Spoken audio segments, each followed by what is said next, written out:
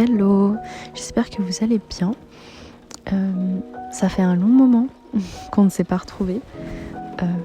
Pour tout vous dire, j'ai enlevé toutes mes vidéos de YouTube et là je reviens et je vous fais un podcast, donc un contenu que j'ai pas du tout l'habitude de faire. Donc je m'essaye à ça, à savoir que c'est la troisième fois que j'enregistre parce que le problème du podcast, c'est que c'est en live et que je peux pas vraiment vous couper les moments. Enfin, si, je pense que je vais quand même couper parce que j'ai tendance à vraiment beaucoup divaguer et à ne pas articuler, ce qui peut être très problématique. Mais l'avantage du podcast, c'est que je n'ai pas besoin de montrer ma tête et vous savez pas à quel point c'est agréable de juste vous parler comme ça et de ne pas avoir à montrer ma tête. C'est si agréable, mon Dieu. Le seul problème que je vais avoir, c'est de réussir à organiser mes idées parce que comme je suis grave à l'aise, je sais que je vais pas organiser mes idées, mais que du coup pour vous ça va pas être agréable à écouter. Donc je vais essayer du mieux possible d'organiser mes idées. Mais voilà, c'est un contenu que j'adore regarder en ce moment, enfin regarder mais écouter aussi. Et c'est pour ça qu'en fait j'avais envie de vous faire ce genre de choses. Et j'avais envie de faire un truc hyper calme, donc qui ne va peut-être pas plaire à tout le monde. Mais pourquoi un contenu hyper calme ? C'est parce qu'en fait sur YouTube il y a énormément de contenu énergique. Et j'adore ça, hein. J'adore regarder des trucs où ça crie partout et tout, où ça stimule genre de ouf mes sens, on va dire. Enfin voilà. Mais il y a des moments quand même où j'ai besoin de calme. Genre juste de me poser et d'écouter un truc. Et je sais que c'est ce que j'ai tendance à faire, que ça soit dans les vidéos de... je sais plus comment il s'appelle, Ben et son nom de famille, je ne sais plus. Le nom va s'afficher à l'écran. Et de Kian Kojandi, qui sont des formats un petit peu type podcast, on va dire, mais enfin voilà. Et c'est juste des discussions comme ça. Et j'adore regarder ce genre de choses. Je trouve que c'est calme. Et c'est le genre de vidéo que j'adore regarder. Et donc c'est la raison pour laquelle je vous retrouve avec ce genre de choses. Parce que forcément quand j'aime regarder un truc, j'ai envie de le refaire. Yeah. Mais donc voilà, me voilà. Donc de quoi on pourrait vous parler aujourd'hui ? Je me suis dit qu'aujourd'hui je pourrais vous parler de un peu mon avancée spirituelle, si je puis dire, et de tout ce qui est développement personnel. Après j'aime pas trop le mot développement personnel parce que c'est tellement, je sais pas si je pourrais dire mainstream, mais genre on l'entend partout quoi. Enfin ouais, le développement personnel ça m'a trop aidé et tout. Tu sais, quand t'es au fond du gouffre et que t'entends que les gens ils te disent non mais essaye trop ce livre, c'est trop bien. C'est comme les gens qui te disent non mais attends mais fais du sport, tu vas voir, tu vas sortir de ta dépression. Frère, j'ai même pas la force de prendre ma douche. Qu'est-ce que tu veux que j'aille ouvrir un livre ? Mais bon. Donc du coup, j'avais envie de vous parler un peu de ça. Je pense que ça va vraiment aller dans tous les sens. Donc veuillez m'excuser. Parce qu'en plus là je suis vraiment genre très à l'aise. Genre je vous parle et tout. J'ai l'impression d'être dans mon cocon en fait. Donc c'est vraiment parfait. Donc j'espère que ma vie va vous intéresser parce que je vais... Quel contenu égoïste et narcissique, purée. Je vais vous parler de ma vie et de mon expérience. En même temps, en soi, je peux vous parler que de mon expérience, hein. Excusez-moi, mais... mais bon. Mais je me dis peut-être que ça pourrait aider certaines personnes. Et puis ça faisait un moment que j'avais envie de partager ça parce que j'ai traversé des trucs pas hyper cool. Et je vois quand même que mentalement, j'ai eu une avancée et une évolution qui m'a été bénéfique. Donc je me dis si elle peut aider. Après c'est toujours compliqué de parler de son évolution positive parce que quand t'es au plus bas, t'as l'impression comme je disais tout à l'heure, t'as vraiment l'impression qu'on se fout de ta gueule en fait. Tu te dis mais en fait la personne elle est en train de me dire ça, mais j'ai pas la force. Et le pire c'est que des fois en fait on en a même pas l'envie. Genre il y a tellement de fois où genre j'étais mal et je me suis dit mais en fait j'ai pas envie d'aller mieux. J'ai juste envie que mes émotions elles s'arrêtent et j'ai vraiment pas envie d'aller mieux. Donc en fait à chaque fois que les gens ils te disent non mais tu devrais faire ça, non mais tu devrais faire ça et tout, j'étais en mode mais en fait j'ai pas envie. Genre déjà ça me paraît insurmontable. Ce que je ressens me paraît insurmontable, mais ce que tu me demandes m'a l'air tellement difficile à faire que en fait avant même d'essayer je suis déjà fatiguée en fait. Rien que le fait que tu me parles de ça, ça me fatigue. Genre comme je vous disais, le fait de faire du sport ou autre, genre quand on me dit ça, j'étais en mode mais en fait déjà quand je suis bien, j'ai pas envie d'en faire. Mais alors quand je suis mal, mais ton idée m'a l'air tellement stupide en fait. Donc voilà, c'est pour ça que c'est un sujet à prendre avec des pincettes. Donc j'espère que mes propos seront bien entendus, parce que je sais très bien que là je vais vous dire des choses, mais ce ne sont que des paroles et les actions sont tellement plus dures à faire et la volonté est tellement dure à avoir, à savoir qu'il ne faut pas du tout culpabiliser de ne pas avoir la volonté. Hein. Le temps que j'ai mis à avoir la volonté, et encore je suis même pas sûre de l'avoir à 100% pour s'en sortir, c'est tellement long. Enfin, ça demande énormément d'efforts et ça demande énormément de travail sur soi. Et il ne faut surtout pas culpabiliser de ne pas vouloir, parce qu'en fait des fois on est tellement fatigué que on n'a même pas la force en fait. Donc du coup, je pense que cette situation, enfin en ce moment ça doit être un petit peu compliqué pour tout le monde. Par rapport à moi, en tout cas, le premier confinement a été un désastre parce que j'étais angoissée et qu'en fait le confinement était vraiment genre une excuse pour moi pour être angoissée. Enfin, je sais pas si c'est votre problème aussi, mais moi c'est vraiment mon problème et c'est quelque chose que je déteste chez moi parce que je le déteste aussi chez les autres. C'est que je déteste utiliser mes défauts, ou en tout cas les choses qui m'arrivent, comme des excuses. Et c'est ce que je faisais littéralement avec mes angoisses. Le fait de ah merde j'ai pas fait ce travail, ah non mais en même temps je suis angoissée, ah non mais non, ah mais en même temps en fait je suis en... Parce qu'en plus j'ai été diagnostiquée en dépression, donc ça a été encore une étiquette que j'ai pu utiliser. Comment dire, non, c'est pas vraiment un truc que j'ai vraiment utilisé. J'ai pas utilisé ça envers les autres, mais c'est plus quelque chose que j'ai utilisé envers moi. Où je me disais non mais te sens pas coupable, Ambrine, t'es en dépression. À savoir que c'est totalement normal de se déculpabiliser. C'est hyper important de se dire c'est pas grave, sache que c'est normal que tu te sentes comme ça, c'est normal si t'arrives pas à prendre ta douche, c'est normal si, je vous dis prendre ta douche parce que en général c'est l'exemple qui est utilisé quand les gens sont en dépression, c'est normal si t'arrives pas à faire ça parce que t'es mal, mais en fait le problème de cette phrase c'est qu'en fait tu vas littéralement jamais agir si tu penses tout le temps comme ça, et moi c'était mon problème, je crois que j'ai grave dérivé.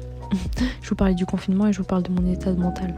Mais je sais que ça a été grave mon problème parce qu'en fait, moi-même, j'ai pas vraiment utilisé cette excuse pour les autres. Genre en mode ah non, je peux pas sortir, je suis en dépression. C'est genre no. C'est pas vraiment le délire. Mais j'ai surtout utilisé pour moi, pour ne pas faire certaines choses qui auraient permis de m'aider. À savoir qu'après, c'est vraiment très difficile de trouver le tempo ou alors l'équilibre entre le fait le moment où tu te sens trop mal pour aller mieux et le moment où tu as une once d'espoir et que tu peux te dire putain je peux faire un petit effort pour aller mieux. Et je sais que moi j'ai réalisé que je pouvais aller mieux en appelant une thérapeute. Ouais, des fois il suffit que quelqu'un te dise quelque chose d'ailleurs que tes potes ne cessent de te répéter, mais je sais pas, peut-être que parce que ça vient de quelqu'un d'autre ça rentre mieux dans ton oreille, j'en sais rien. En fait, j'ai réalisé que j'étais dans un cercle qui faisait que c'était un cercle vicieux. En fait, je faisais toujours la même chose. C'est-à-dire qu'en fait, j'agissais toujours de la même manière. Je me morfondais, si je puis dire, dans mon malheur. Et du coup, en fait, ça avançait pas. Parce que je faisais pas les actions pour que ma situation elle change. Mais en même temps, je pouvais pas faire les actions pour que ça change parce que ça me paraissait genre impossible d'agir en fait. Pour vous donner un exemple, fallait que j'aille à la pharmacie pour aller acheter des médicaments et ça me semblait genre trop dur à faire, mais en même temps le fait que j'y aille pas ça faisait que j'étais encore plus mal, mais le fait que j'étais mal ça me permettait pas d'y aller et c'était un cercle vicieux. Et à un moment j'ai appelé du coup cette femme qui m'a dit qu'en gros je projetais un message qui était que dans ma tête en tout cas je projetais un message qui faisait que voilà, j'étais cette personne qui n'évoluait pas et donc du coup j'allais dans ce sens là et que ça serait qu'au moment où je déciderais d'agir que je pourrais m'en sortir. Mais en fait c'est très compliqué de le comprendre. Elle l'a dit d'une manière où je l'ai compris, mais je pense qu'avant je me disais tout le temps ouais faut que j'agisse, mais en fait ça te semble tellement genre impensable. Donc j'espère que je te transmettrai de la bonne manière parce que je vois totalement quand il est mal transmis mais c'est très dur de transmettre ce type de pensée de manière distincte parce que comme je vous ai dit, quand t'es mal, que ça soit en dépression ou déprimé, hein, parce que à savoir que ce sont deux choses différentes mais qui sont difficilement perceptibles, enfin la différence est difficile à percevoir, mais en fait c'est impossible d'agir. Et les gens qui te disent non mais t'as juste à agir et ça ira mieux, tu te dis mais en fait ils se foutent littéralement de ma gueule, c'est des gens qui n'ont rien vécu, c'est des gens qui n'ont jamais été dans ma position et qui ne savent pas ce que je ressente. Donc en fait ils se permettent de dire que je ne fais pas les efforts pour agir alors qu'ils ne savent pas ce que je ressens. Donc j'ai pas du tout envie que vous pensiez que je pense comme ça, j'essaie juste de vous donner mon point de vue. Et donc au moment où j'ai décidé d'agir et d'aller mieux, pour le coup j'ai vraiment, je vais pas dire que j'ai ressenti un déclic, mais dans ma manière de penser, donc tout ce qui est pensée positive, etc., j'ai vraiment décidé de me dire en fait là tu peux plus être comme ça. Genre ça va faire 1 an t'es comme ça. Genre ça va faire 1 an tu laisses tes émotions te submerger. Alors que tu fais genre tu travailles sur toi-même. Mais en fait non, il n'y a rien qui change. Et du coup je me suis dit meuf, tu peux pas rester comme ça en fait. C'est pas possible. Soit tu restes comme ça et tu vas mourir à petit feu. Soit tu décides totalement de changer. Et c'est ce que j'ai décidé de faire. Je vous dis pas que je suis guérie entre guillemets, hein, que je suis guérie totalement. Mais en tout cas c'est quelque chose que je pense être sur le bon chemin. Et du coup j'ai décidé de me sortir en fait de l'étiquette dépression. Alors moi j'ai été cash, hein. J'ai décidé d'arrêter de me justifier de moi-même en me disant oui non mais c'est parce que t'es comme ça. Et donc du coup j'ai arrêté les médicaments parce que je prenais des médicaments et j'ai arrêté de me qualifier comme une personne étant mal parce que du coup en fait je sais pas comment l'expliquer, c'est hyper dur à expliquer, mais du coup mentalement comme je me qualifiais comme ce type de personne, forcément mes actions étaient en accord avec ça. Et en fait à partir du moment où j'ai arrêté d'agir comme une personne qui était mal, d'agir, c'est-à-dire de prendre mes médicaments et c'est pas du tout quelque chose à faire. Là, je vous conseille pas du tout d'arrêter vos médicaments si vous avez c'est pas du tout à faire. Moi, j'ai décidé de de niquer ma santé. J'étais en mode yes. mais du coup, ça m'a quand même aidée dans le sens où j'ai arrêté de me qualifier comme une personne qui était dans le mal et j'ai commencé à me qualifier comme quelqu'un qui était en guérison en fait. Parce qu'en fait je sais pas pourquoi mais quand je prenais des médicaments je me qualifiais pas du tout comme une personne qui était en guérison mais plutôt comme une personne qui était dans le stade avant la guérison, genre qui a conscience d'eux mais qui reste dans cet état genre léthargique. Et du coup quand je suis sortie de cet état j'ai vraiment pu agir. Et en fait du coup j'ai commencé à me renseigner un peu sur tout ce qui est la spiritualité, tout ce qui est genre la loi de l'attraction. Après on y croit pas, hein. Je me suis renseignée, tout ce qui entoure genre le pouvoir des cristaux et tout, je suis allée très loin, hein. Pour certains ça pourrait vraiment sembler genre en mode mais elle me parle de quoi. Et mais en fait je voyais vraiment un point commun avec ça et la religion parce que et la religion parce que c'était toujours il y avait beaucoup de choses qui ressemblaient aux valeurs qu'on m'avait transmises et du coup je me reconnaissais dans beaucoup de choses qui étaient dites, comme le fait de ressentir de la gratitude, tout ce qui est prière et tout. Et du coup j'ai commencé un peu à me renseigner par rapport à ça et pour le coup c'est vrai que ça m'a pas mal aidée parce que en fait j'y ai vu un peu une sorte de pour vous donner un exemple simple, par exemple concernant la gratitude, c'est quelque chose que genre j'avais jamais pensé à faire, genre de lister mécaniquement en quelque sorte 5 choses pour lesquelles tu pourrais ressentir de la gratitude. Donc au départ c'est hyper compliqué parce que je dis au départ, moi j'en suis encore au départ hein, parce que j'ai encore grave du mal, mais tu vois quand même je vois quand même les effets en fait parce que j'essaye de le faire au moins une fois par semaine. Faut le faire au moins une fois par jour mais je le fais au moins une fois par semaine où genre je me dis qu'est-ce qu'il y a eu de bien genre dans la journée ou alors dans ta semaine et même les petites choses hein, en mode ma mère m'a acheté un gâteau, tu vois même des petits trucs mais des moments de vie où t'as ressenti du plaisir. Et en fait de me rendre compte qu'il y avait du coup ces moments de vie dans ma semaine et dans ma journée, ça m'a permis de me focaliser sur le positif. Et donc ça a été important parce que ça m'a mis dans une sorte d'énergie, ça m'a mis dans une énergie positive. Donc pendant ce petit laps de temps, je suis sortie de ma bad vibes, entre guillemets. Enfin, de mes bad vibes. Et voilà. Mais après, le problème de la pensée positive, donc tout ce qui est plus égale plus, c'est qu'en fait, en quelque sorte, ça t'oblige à penser positivement et en fait, déjà, ça te culpabilise quand tu penses négativement parce que tu te dis oh putain mais non, plus égale plus, mais moins égale moins et tout.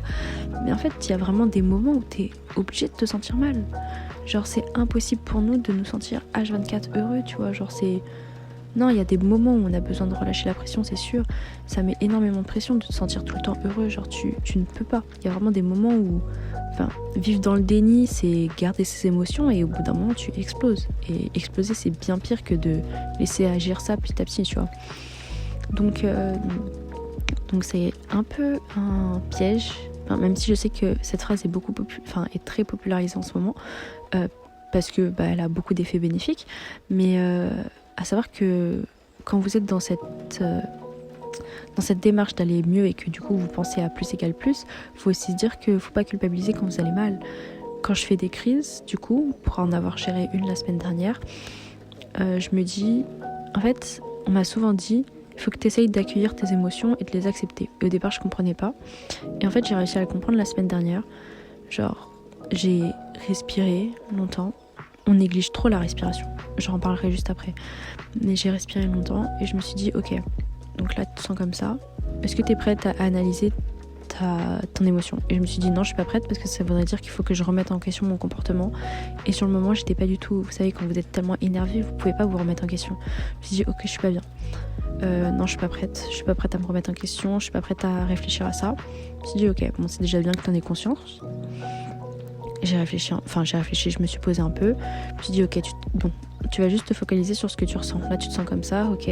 Bon, tu sais pourquoi tu te ressens comme ça, t'es pas prête à remettre en question, c'est pas grave. Je me suis dit bon, tu vas te poser un peu. Je me suis regardé une vidéo, je me suis calmée un peu et je me suis dit bon, là tu te sens comme ça, pourquoi? Moi j'ai eu grave du temps pour me remettre vraiment en question. J'ai mis plusieurs jours, hein, donc bon. Mais avant de me remettre en question, j'allais déjà mieux parce que je m'étais dit bon, tu te sens comme ça et tout. Pourquoi? Parce que t'es en colère envers cette personne, d'accord, ok. En fait, j'ai réussi à calmer les larmes et à calmer la crise petit à petit en réfléchissant à ça et en me disant bon, tu te sens comme ça, c'est pas grave. Dis-toi que, et c'est un truc que je me suis répété, dis-toi que c'est juste un événement dans la journée. Parce que souvent quand je me sentais mal, en fait ça avait tendance à dicter toute ma journée. Et du coup, toute ma journée était fichue parce que je m'étais sentie mal pendant ce moment-là. Et que en plus, pendant ma crise, j'avais littéralement épuisé toute mon énergie pour la journée. Et du coup, je n'avais plus d'énergie pour le reste de la journée et j'étais au plus mal parce que comme je te disais, c'est un cercle vicieux parce que du coup tu te sens mal, donc du coup tu fais rien ou alors tu agis mal envers les gens et donc après tu culpabilises et comme tu culpabilises t'es encore plus mal, etc., etc. Et en fait le fait de accueillir entre guillemets mes émotions comme je disais tout à l'heure, ça m'a permis de me calmer et de continuer ma journée. Donc cet événement s'est passé bien sûr, mais j'ai pu continuer ma journée et 2-3 jours après je me suis remis en question et je me suis dit ouais, en fait là t'as aussi tes torts dans cette situation. Et par rapport à la respiration, et je pense que après je vais arrêter là et je vous referai une partie 2 si celle-ci est bien accueillie. Par rapport à la respiration, truc trop bête, mais en fait ma mère ne cessait de me dire non mais respire. Et j'étais en mode mais en fait on me prend vraiment pour une débile. Je ne fais que ça de la journée, de respirer. Je sais comment on respire, merci. Et en fait non, je savais juste pas comment respirer. Et un jour j'ai regardé, je crois que j'ai vu ça sur Snapchat dans les stories de, je sais pas, Cosmopolitain, ou vous voyez, je sais pas du tout. Et c'était un article sur un truc hyper efficace pour s'endormir et tout. Et je m'étais dit vas-y, je vais voir. Et en fait c'était la méthode du... Attendez. Ça devait être un truc genre la méthode du 4, 7, 8 ou 3, 6, 9, enfin, je sais pas trop. 7, 8, un truc dans le genre. En tout cas, le concept est simple, c'est que tu inspires très rapidement en comptant jusqu'à 3 ou 4. Bref, voilà. En tout cas, tu inspires rapidement. Tu retiens ta respiration pendant 7 secondes et tu relâches en comptant jusqu'à 8 ou 9. Et en fait, le fait de compter dans ta tête en stoppant ta respiration, en inspirant, en expirant, bah ça te force à te concentrer sur ta respiration et du coup à ne penser à rien d'autre parce que du coup tu es en train de compter. Je sais que c'est quelque chose que souvent les gens qui sont en crise font, c'est un exercice avec des nombres, enfin c'est un autre exercice, je ne sais plus l'exercice, j'essaierai de retrouver, mais c'est un exercice avec des nombres où ça t'oblige à te concentrer sur autre chose. D'ailleurs si vous êtes en crise, c'est très important soit de se concentrer sur autre chose, donc sur les chiffres, ou soit d'éveiller un autre sens. Par exemple, d'éveiller le goût. Donc y a des gens qui, par exemple, croquent dans un agrume, parce qu'en fait, ça éveille tellement un autre sens. Ça éveille tellement en fait tes papilles gustatives que du coup, ça te réveille et ça te permet de te sortir de cet état de crise, entre guillemets, en tout cas pendant quelques secondes, et de reprendre tes esprits. Ça marche quelquefois, après je vous garantis pas que ça marche tout le temps, j'ai jamais essayé pour le coup. Parce que encore faut-il penser à avoir des agrumes à côté de soi quand tu fais une crise, hein. Mais bon bref. Et donc de faire ça, ça m'a permis en fait de vraiment apprendre à respirer. Parce qu'en fait moi quand je respirais, je faisais... Vous savez en plus quand vous êtes en crise ou que vous êtes pas bien, vous respirez hyper vite et vous n'arrivez pas à contrôler votre respiration. Et en fait, de faire ça m'a permis d'apprendre déjà qu'il fallait que j'inspire vite, que je stoppe ma respiration et que je relâche le plus doucement possible.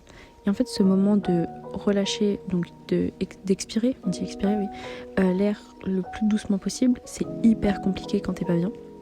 Quand t'es au bord des larmes et tout, genre tu n'y arrives pas. Et le fait de se forcer à faire ça, bah déjà, truc de ouf, truc trop con, vous allez me prendre grave pour une conne, mais déjà, genre ça m'a aidé. Parce que genre tu le fais au moins 3 fois et déjà moi j'ai senti une différence. Après je vous garantis pas que ça marche pour tout le monde, mais j'ai ressenti une différence. Et continue juste un tout petit peu, c'est la dernière chose, après j'arrêterai de parler. Et la dernière chose que j'ai étudiée aussi, c'est la méditation. Donc pareil, la méditation, j'avais vraiment l'impression qu'on me prenait pour une conne quand on me disait de faire de la méditation. Parce qu'en fait, je me considérais vraiment comme trop angoissée pour faire de la méditation. Parce que je suis le genre de personne, genre j'arrive pas à réfléchir à une chose. Je pense que presque tout le monde est comme ça. J'arrive pas à réfléchir à une chose. À chaque fois, je réfléchis à autre chose et tout, nan. Et je me rappelle que, quand j'étais petite, je faisais du karaté. Il y avait un moment où, au début et à la fin du cours, il fallait qu'on se pose en mode quelques secondes. Et moi, je réfléchissais toujours à autre chose. En mode, j'ai ce devoir à rendre et tout, nan. Enfin bref. Et j'arrivais pas à me concentrer et à me mettre dans cet état méditatif. Et encore aujourd'hui, j'ai grave du mal. Hein. Genre, tout à l'heure, j'ai fait une séance de méditation. Au moins 10 fois, j'ai pensé à autre chose, tu vois. Mais en fait, à chaque fois que justement, je pense à autre chose, à savoir que je fais des méditations guidées, hein, parce que j'ai pas assez de concentration pour faire une méditation où genre, il n'y a pas quelqu'un qui me dit quoi faire, tu vois. Mais à chaque fois, en tout cas, que je pense à autre chose, j'essaye de me dire... Bon, attends. Genre, en fait, j'essaye de me rappeler de mon contact physique avec le sol, déjà. Du coup, ça me replace bien dans le présent, parce que c'est ça le plus important, c'est vraiment d'avoir conscience que t'es bien là dans le moment. Parce que souvent, quand on pense à autre chose, on pense à un événement passé ou un événement futur. Il faut vraiment se mettre dans le moment présent. Et j'essaye de me dire, ok, tu penses à ça, mais c'est pas vraiment le moment. Genre, tu penseras à ça plus tard. Et je réécoute la dame de la vidéo qui me dit quoi faire pendant la méditation. Et après, j'arrive à... Bon, ça, je le fais au moins 10-20 fois parce qu'à chaque fois, j'ai une idée qui surgit. Mais c'est pas grave, je le refais. Je me dis, bon, vas-y, reconcentre-toi. Et voilà. Et pour le coup, je vous avoue que ça a bien marché. Après, ça, c'est que des tips pour aller mieux petit à petit. Mais rien ne vaut un rendez-vous chez le psychologue et le psychiatre. Parce que lorsque vous avez une réelle maladie, c'est pas en apprenant juste à respirer que ça ira mieux, bien sûr. En fait, j'avais un peu peur en faisant cette vidéo qu'on pense que je décrédibilise la peine des gens. Parce que c'est clair que, pour avoir été en fait dans ce mood, c'est tellement désagréable d'entendre quelqu'un te dire non mais en fait tu sais pas respirer pour gérer, il faut que tu apprennes à respirer pour générer tes angoisses. Tu te dis mais en fait vraiment la personne elle se fout de ma gueule. Et c'est pour ça que je veux vous rappeler que c'est très important aussi de prendre rendez-vous chez un spécialiste et de ne pas négliger les rendez-vous chez le psychologue, même si je sais que c'est très dur à prendre. Si vous voulez que je vous en parle dans une autre vidéo, parce que là j'ai pas envie de faire des vidéos trop longues, n'hésitez pas. Aussi la différence entre un psychiatre et un psychologue, parce que j'ai toujours pensé que c'était la même chose, mais ce n'est pas du tout la même chose. Si vous voulez aussi que je vous raconte mes anecdotes chez les psychiatres, yes, n'hésitez pas à me dire. Et voilà, donc on va s'arrêter là avec ce numéro. Moi je vous embrasse, j'espère que ça vous a plu, parce que moi j'ai pris beaucoup de plaisir à le faire. Et on se retrouve bientôt pour un nouveau temps calme. Allez, bisous.